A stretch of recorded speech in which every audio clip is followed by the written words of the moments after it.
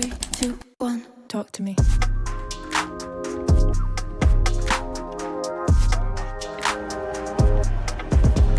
Okay.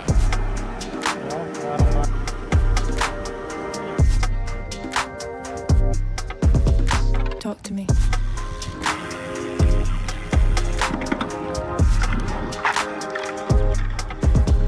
Okay.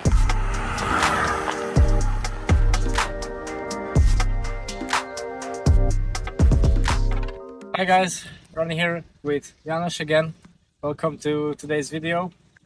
This is our third testing session with him to dial his time trial setup to perfection.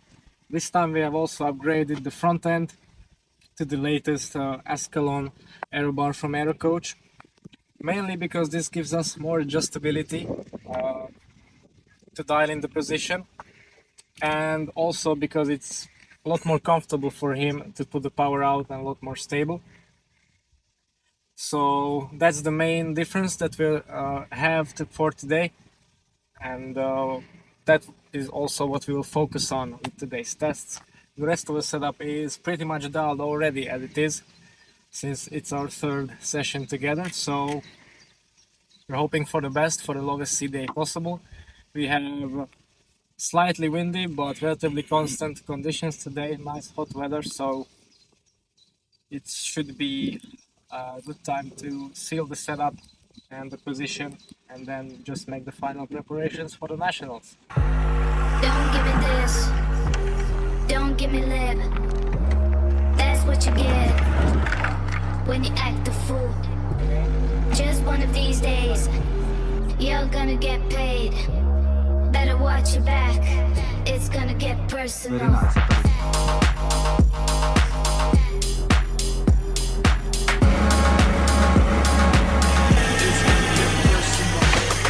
Okay, so we've done the first couple of tests. Because of the construction of the Aerocoach extensions, which have a little bit lower stack height than the standard setup, we had to put the stack height back up on the bike, which actually did help with the aerodynamics because he can hold his position a lot better. So that's a plus. Right now we're at sub 0.2 CDA, which is good. Well, excellent actually for a guy of his height, so I'm really happy with that. But I still believe there's a bit of reserve in that, so right now we're going to try to max that out. So I'm going to try a few more adjustments with the stack and reach, and we'll see how it goes. Look at these things very carefully. I mean, very carefully. Now look what I'm doing with it.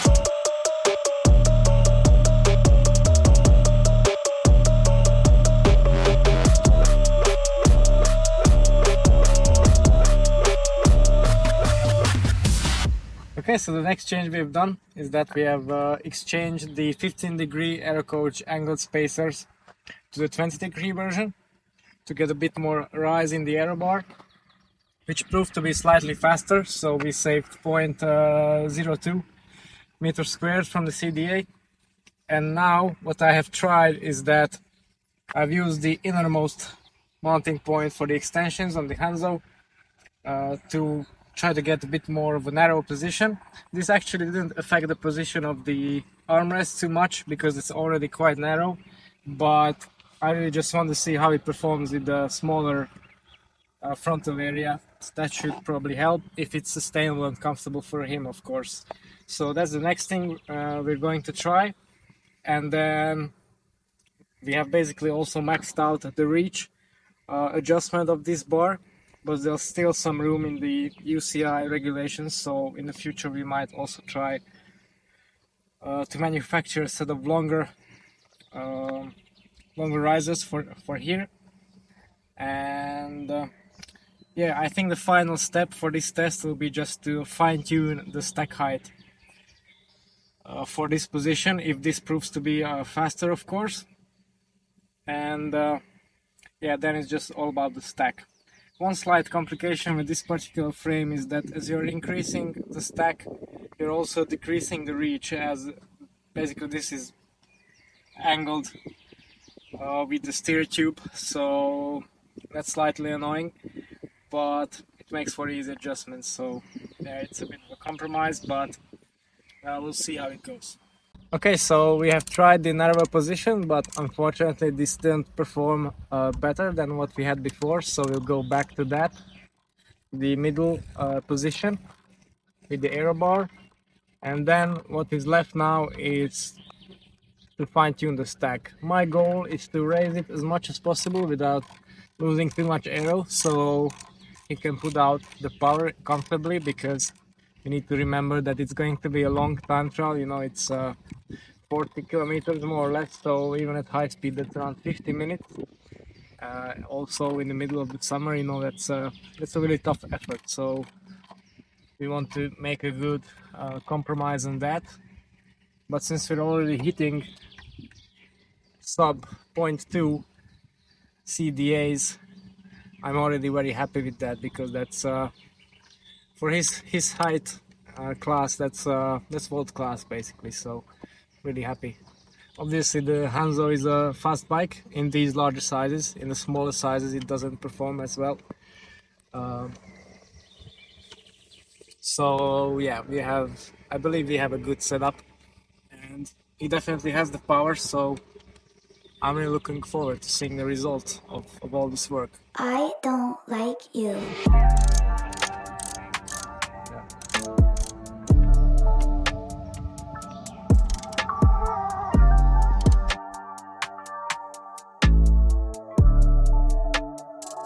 I don't like you.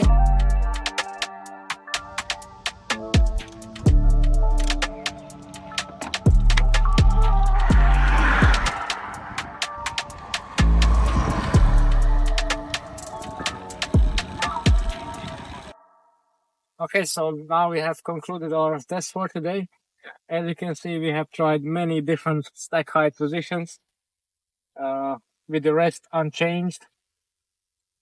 And my strategy was to go up as much as possible without losing too much, as I mentioned earlier. And in the end, actually increasing the bar slightly in 10 millimeter or so increments yielded some good results. So we have cut the CDA by 0.03 meters squared, which is a nice improvement. And then we found the breaking point above this where it starts to get slower. So this is the position that we have arrived at. We have retested it a few times in a few runs, so I'm quite confident that it will be a good performer. Now, before the Nationals, we'll do a bit of a tune-up of the bike with some special grease in the bearings for minimal resistance, specially coated chain, and we'll clean up the cables on the front end, cut the parts that are not needed, and install the cover, so it's all very neat. That should save a few more watts here and there, and then the bike and hopefully the rider too will be ready for the Nationals. You might have noticed that the sessions we have shown you before were all done with elite time trialists, but if you're an amateur or an elite time trialist yourself and you want to improve your CDA and your time trialing results, of course feel free to book a test session with us and come out here for some testing. Or alternatively, we also have some velodromes that are available, so we can help you go faster too. Okay guys, so we are just finishing up with the Factor Hanzo of Janos after the Aero testing, and just before the Nationals we have done a full overhaul on the bike, as I've mentioned. So all of the bearings have been cleaned up, stripped out, and we have applied some special ceramic speed race day grease on them for the minimum possible friction. We have also cleaned up the front end of the bike, the connectors, the cables, the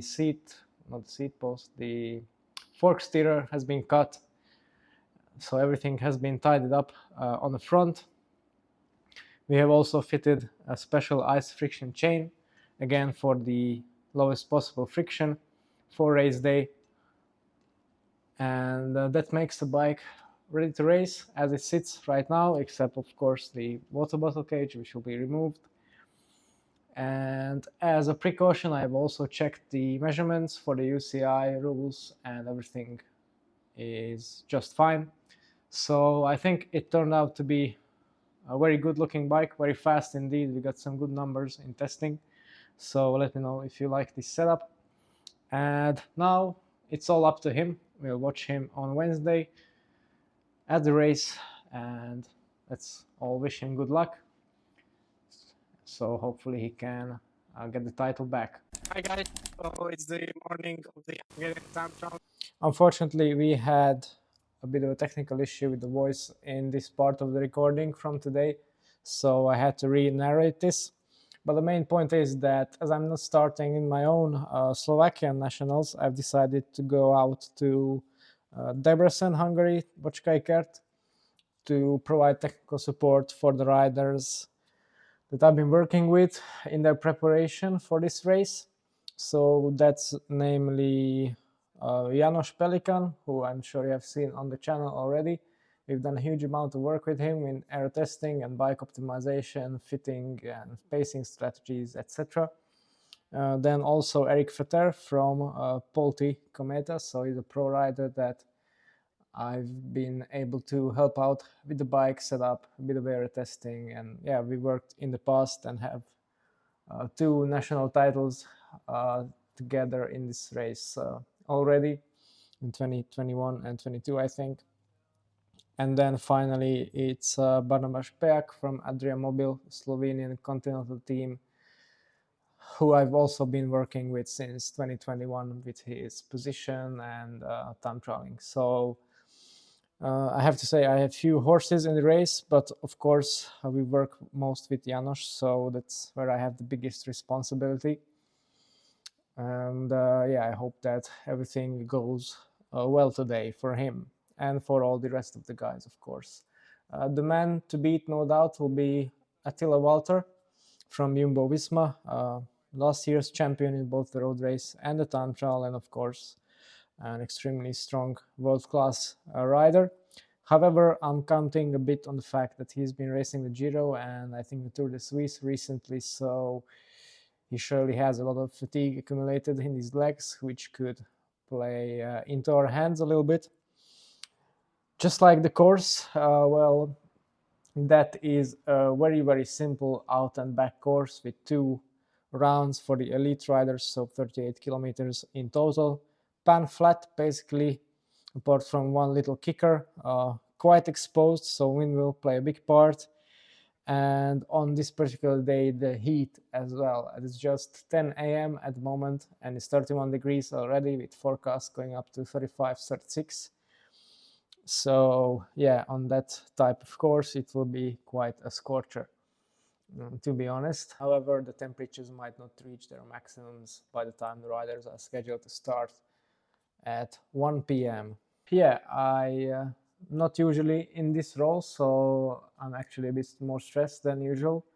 So obviously I want all the riders to perform to their best of their ability without any hindrance from mechanicals and stuff like that. So I'll be there to oversee that, and I'll just help them out with the final checks. I've also, since I'm in the van, I also brought out the Wahoo Kicker Roller trainers for them to warm up on, some ice packs, cooling vests, and the Wahoo fans that we generally use, so hopefully they'll be able to stay cool during the warm-up in these hot conditions. So that's what we're starting off from today. Hopefully everything goes well, fingers crossed to everyone, and I'll let you know how it went.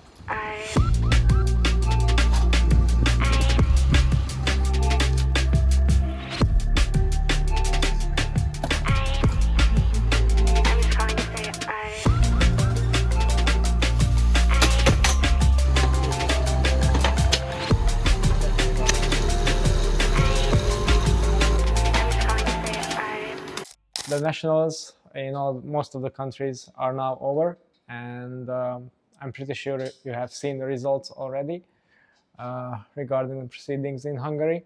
So just my few words and thoughts on how it went. First of all, it was a really quite a hot day, and that played a big role in the race itself. It was around 34 degrees, which, you know, the tricky thing with the Nationals always is this, that if you get a day like this in August, it doesn't really make any difference because everyone's already adapted to the heat and at the end of the summer. So on the other hand, in June, usually the first hot days that you get at these races are the first that you encounter in the whole beginning of the year.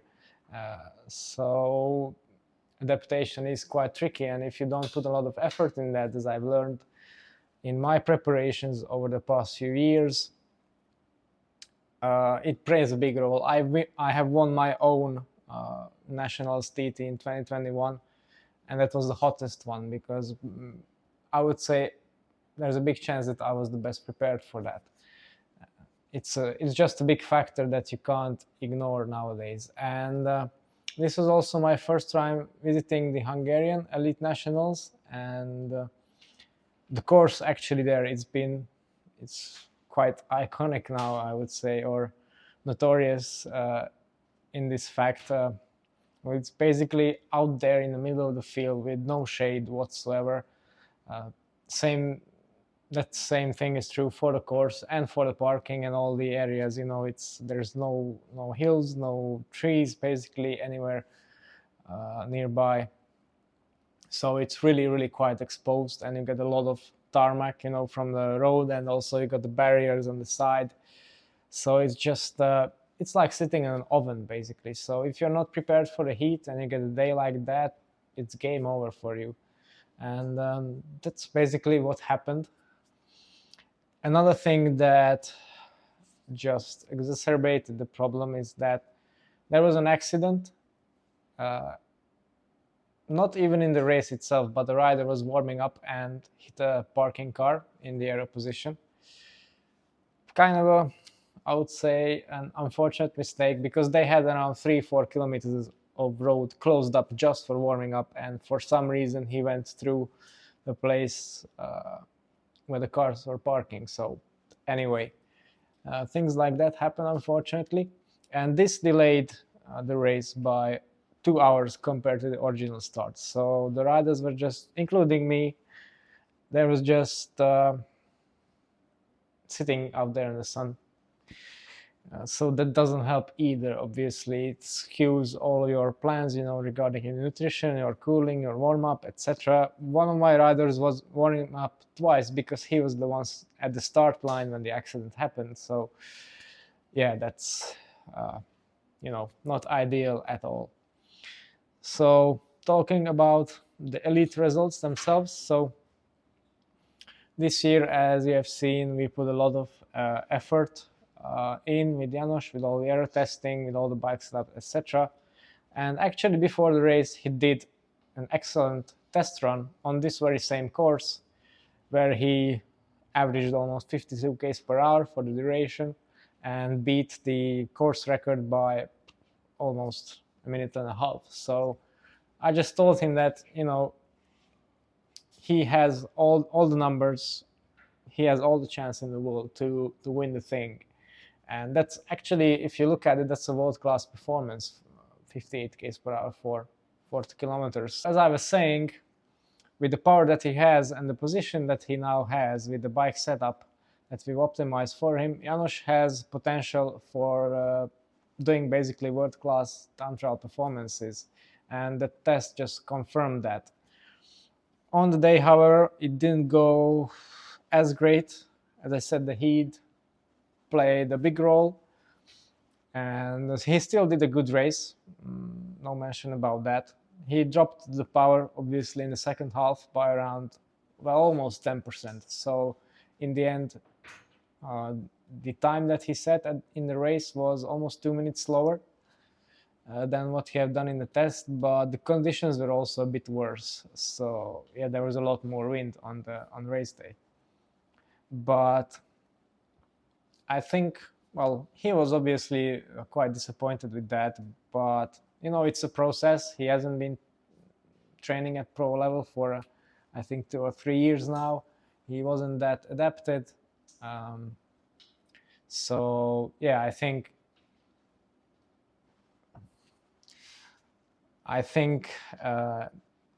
it's just something to build on and keep his motivation, because he has the potential to win it for sure. And I would say even with a bit more focus on the training and stuff, he could go for a top 15 at the World Champs, so, or top 20 for sure. So yeah, heat adaptation was the key on this day.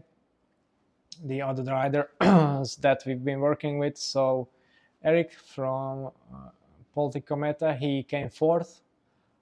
Again, he had problems with the heat because he'd been racing in Belgium the weeks before, so he went basically from 15 degrees to 35. That's obviously not optimal, but still, I think he did a good race. And yeah, it was a makeshift bike setup that we've done for him in the past few days, basically 2 days before the race. So, and then he went on to come second in the road race. So I think that's also a good performance, an excellent performance, in fact, where he narrowly lost out to Attila Valter from Jumbo-Visma. Yeah, actually Attila was second in the time trial as well. Surely not what he has been hoping for, but according to the interviews also he had issues with fatigue and heat, just as I predicted. And I would say quite an unexpected winner in form of Barney, but he's also a rider I've been working with on his bike setup and helmet choice, etc. And I think he's a rider that really needed that good result to get a good contract for next year, and I'm really rooting for him. It will go well. He's also been selected to race the World Champs. Hopefully it's not a secret at this time, but yeah. And so I will also work a bit more with him towards the World Champs. So yeah, overall I'm quite satisfied with how it went. Obviously only one person can win, and on this day it was the man best adapted to the heat, I would say. So yeah, as for my part, obviously I've been not starting in the Nationals for this year, and to be honest, I really do like this role of, you know, preparing riders and helping them achieve their goals. On the other hand, I would say it's a lot more stressful than racing myself, because I don't know, for some reason just the nerves really got to me on the day, and yeah, it was all tense. I was, you know, switching between the riders all the time, you know, just to make sure that their tire pressures are correct, that everything is working with the bikes, etc. Keeping them cool obviously was a big challenge on the day, but we had some ice packs and ice vests prepared, stuff like that. So yeah. So all in all, it was a good experience helping the riders with their time trials respectively, and for sure I'll be working with them in the future as well to bring up their level of time trial performance. And yeah, I just really find it kind of rewarding, you know, to see how they progress in this field. So hopefully we can get some good results even on international stages in the near future. So yeah, this was my take on all of this chaos, you know, that this last few weeks has been surrounding this event. So I hope that you have found this entertaining or informational, because I'm pretty sure that you don't get this access anywhere else. So yeah. And if you want to see more content like this about time traveling and race performance and optimizing stuff around that, of course stay tuned to the channel for future videos. And if you yourself want to get better at time traveling, starting from the training to the optimization to the aero testing, etc., of course it's something that we can help you with as well. So that's all for today. Thanks for watching, and see you next time.